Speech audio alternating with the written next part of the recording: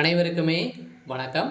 சற்று முன் கிடைத்திருக்கக்கூடிய ஒரு மிக மிக முக்கியமான செய்தி ஒன்று வெளியாகியுள்ளது.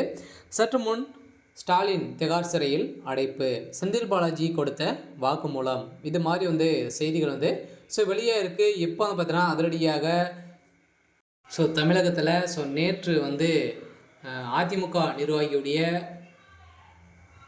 ரதீஷ் என்பவருடைய வீட்டில் பார்த்தீங்கன்னா ரைடுகள் நடந்தது. இந்த ரைடின் அடிப்படையில் பார்த்தீங்கன்னா இவர் திடீர்னு தப்பி ஓடிய சம்பவம் பெரும் பரபரப்பை ஏற்படுத்தினது இல்லையா.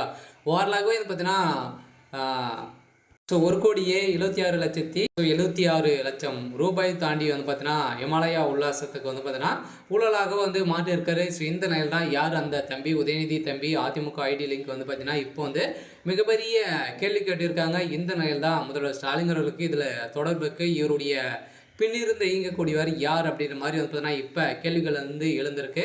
இந்த கேள்வியின் அடிப்படையில் தான் அதிமுக ஐடி லிங்க் விடுவித்துள்ள செய்தி குறிப்பில் முதல்வர் ஸ்டாலின் குடும்பத்தாலும் அதிகாரியினாலும் துணை முதல்வர் உதயநிதி ஸ்டாலின் தம்பி என்று அன்போடு அழைக்கப்படும் இந்த ரதீஷ் யார்? ரதீஷ் துபாய் நாட்டிற்கு தப்பி ஓடிவிட்டார் என செய்தி வருகிறது. இருந்தாலுமே ரதீஷ் வீட்டை இடி அதிகாரிகள் சீல் வைத்திருக்கக்கூடிய நிலையில் இதன் அடிப்படையில் ஈடு சீல் வைக்கும் அளவிற்கு, துபாய் தப்பி செல்லும் அளவிற்கு இதுவரை மக்களுக்கு யார் என்று தெரியாத ரதீஷ்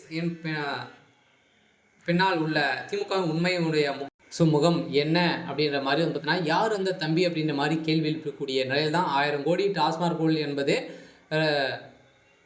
ரதீஷ் கைது செய்யப்பட்டு விசாரிக்கப்பட்டதால் இது பார்த்தீங்கன்னா 1.76 கோடி ரூபாய் தாண்டி இமாலயா ஊழலாகவும் வாய்ப்புள்ளதாக சொல்லப்பட்டு வருகிறது.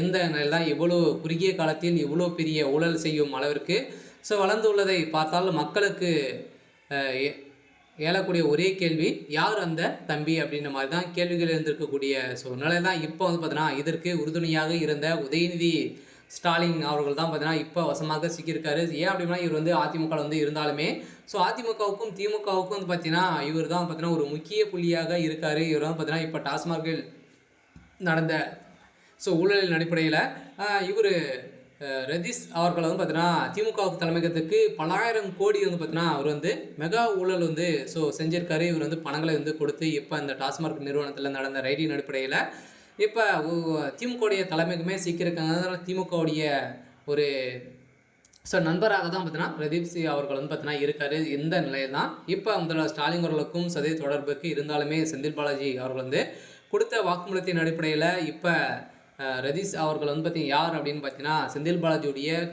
கையாக இருக்கக்கூடிய ஒருவர் தான் அப்படின்ற மாதிரி இப்போ தகவல் வழியாக இருக்குது.